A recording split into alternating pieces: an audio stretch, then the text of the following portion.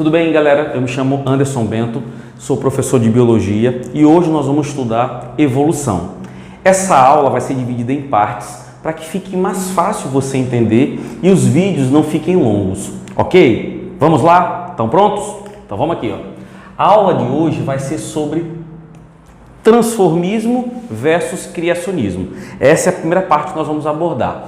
Tá? O criacionismo é a ideia bíblica de que todas as criaturas foram criadas por Deus.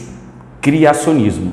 E essa ideia, ela é também passada para a gente de uma forma que todos os seres vivos são imutáveis. Eles não mudam, ou seja, eles são fixos. É a ideia do fixismo. Nós sabemos que os nossos ancestrais, segundo a ideia do criacionismo, seria Adão e Eva. Ok?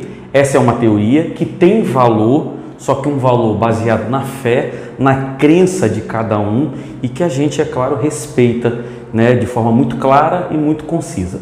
Mas vamos aqui, o que vocês têm que saber também? Que existe uma outra teoria que contrapõe essa ideia, que é a ideia do transformismo. Essa é a teoria que vocês têm que saber para fazer uma questão de forma clara e assertiva, tá? Essa ideia trabalha com a ideia de mudanças. Então, aquela ideia do fixismo, o transformismo não aceita. Primeira coisa, tem que haver mudança e os seres vivos se modificam, segundo esse princípio, segundo essa teoria. E essas mudanças têm como principal objetivo gerar adaptação. Então, fique atento. As mudanças têm como objetivo gerar o quê? Adaptação. Essa ideia do transformismo, ela é defendida pelas teorias evolutivas. Então, a primeira teoria evolutiva que nós vamos ver agora é o Lamarckismo. Quem é o autor dessa teoria? Jean-Baptiste Lamarck, tá? Cavaleiro de Lamarck. Em 1809, ele escreveu o seu livro chamado Filosofia Zoológica e nesse livro Lamarck trabalhou com duas leis, né? A primeira lei ficou conhecida como lei do uso e desuso. Professor Anderson, o que essa lei aborda? Como é que ela trabalha? A lei do uso e desuso traz a ideia de que quando os seres vivos utilizam constantemente determinada parte do seu corpo, essa parte tende a desenvolver. O não uso gera atrofia. Então, a lei do uso e desuso, Lamarck explicou para muitas coisas. Essas mudanças que o transformismo, né, trabalha com a ideia de mudança, Lamarck aplicou essas mudanças através da ideia do uso e desuso. Todos nós sabemos, e Lamarck também sabia, que as mudanças ocorrem numa larga escala de tempo. A evolução não ocorre da noite para o dia. Então ele acreditava que um grupo, né, essa geração conquistava uma mudança, modificava, e toda vez que essa geração ia procriar, ela transmitia essa mudança para gerações futuras. Então, a partir de agora, temos a segunda lei de Lamarck, que é a lei da transmissão de toda característica adquirida. Toda característica adquirida, para Lamarck, ela era passada para as descendências. Existe uma falha nessa ideia. Primeiro, Lamarck acreditava que essa ideia de uso e desuso podia se aplicar a tudo. Por exemplo, os girafas. Lamarck acreditava que as girafas tinham um pescoço curto, as girafas ancestrais. Com o passar dos anos, as árvores baixas, de copa baixa, deixaram de estar em abundância, então essa girafa de pescoço curto só tinha como opção as árvores mais altas. Então, de tanto se esforçar para alcançar as árvores mais altas, o pescoço dela foi crescendo. Nós sabemos que essas mudanças levaram anos. Então, Lamarck acreditava que toda mudança era transmitida de geração em geração. A gente sabe que isso é uma mentira. A lei do uso e desuso, ela é válida somente para músculo. Se a gente for para uma academia, treinar, malhar, o músculo desenvolve.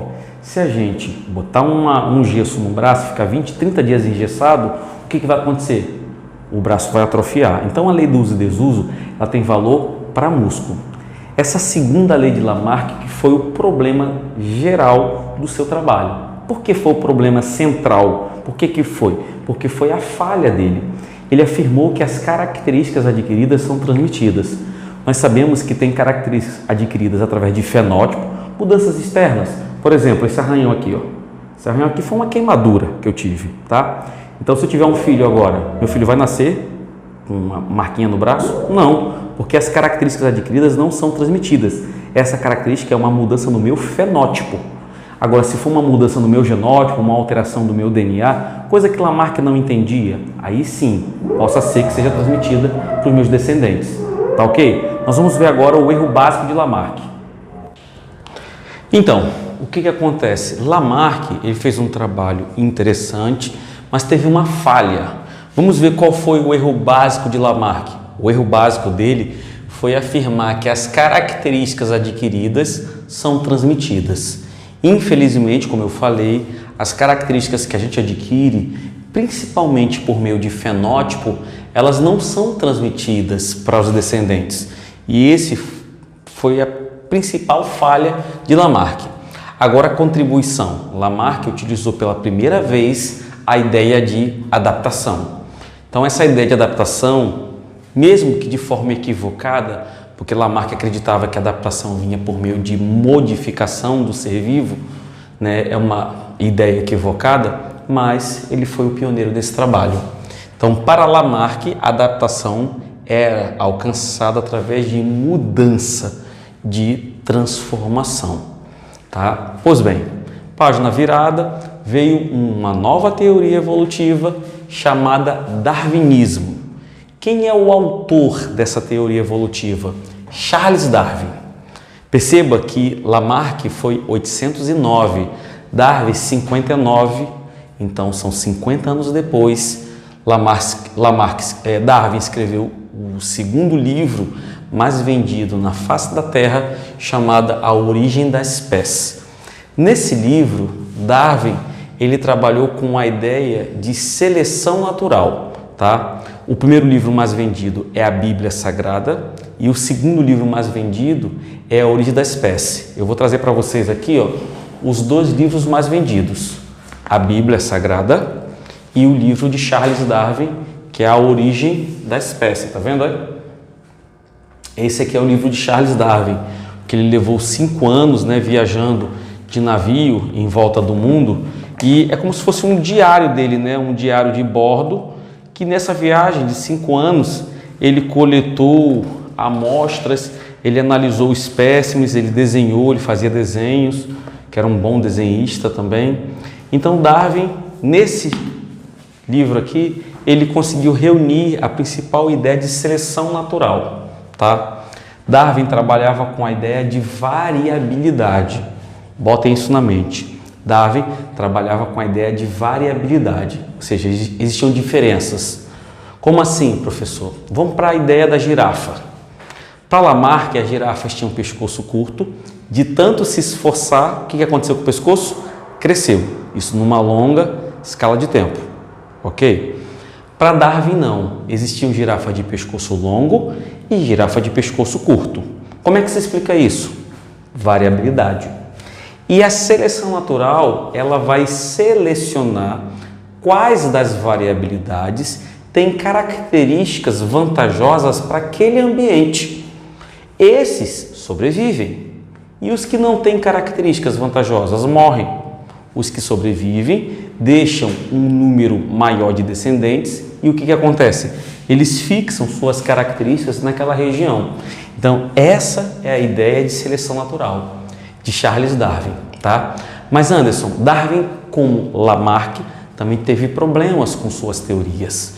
Nós vamos ver agora qual o principal problema que Darwin, na verdade, me perdoe, teve. Vamos lá. Então, agora nós vamos ver o erro básico de Darwin. Como eu comentei, o trabalho de Darwin, ele não é que seja um erro, mas ele não foi completo. Alguns apontam como erro, então vamos colocar aqui. Ele não soube explicar como surgiram as variações. Lembra que eu falei? Para Darwin, a variação é a base do seu trabalho, mas ele não soube explicar como essas variações surgiram. Como surgiu a girafa de pescoço longo, a girafa de pescoço curto? Como surgiu o negro e o branco? Num processo de seleção natural, vamos lá para a África do Sul. Quem está mais adaptado àquelas condições climáticas da África? O negro, que tem bastante melanina na sua pele, pigmento proteico, que filtra os raios ultravioleta ou branco? Eu estou ouvindo a resposta, os negros, né? Então, o que acontece? O negro ele é mais adaptado a essa condição climática, o branco não. Então, o branco não sobrevive, o negro sobrevive, reproduz e deixa mais descendentes negros. Então, por isso que a gente consegue observar uma população de negros maior que a de branco lá. Ok? A contribuição, o trabalho de Darwin, ele tirando essa falha, né, esse erro básico, que a gente pode dizer, o trabalho de Darwin ele é completo. Né? Ele serve de base para a teoria evolutiva moderna. Não vamos dizer completo, mas ele serve de base, né, para a teoria evolutiva moderna. E que teoria evolutiva moderna é essa? Né, o darwinismo, que é a nova teoria de Darwin, ou teoria sintética da evolução. Vamos lá. Qual o objetivo dessa teoria? Ela é pós-Darwin, tá? Explicar a origem das variações, coisa que Darwin não soube explicar. Então, o neodarwinismo vai vir com esse intuito de explicar a origem das variações. E como é que essas variações são explicadas? O neodarwinismo utiliza a base da genética. Darwin não tinha acesso aos trabalhos genéticos, até porque Mendel fez seus trabalhos muito próximo do trabalho de Darwin, né? Assim, com alguns anos de diferença. Então, os trabalhos de Mendel só se tornaram notórios no futuro, né, após a morte de Darwin, e, consequentemente, o neodarwinismo utiliza essa base genética. A variabilidade, a variação, ela é explicada através de dois fatores, que a gente chama de fontes primárias. Bote na cabeça, fontes primárias da variabilidade.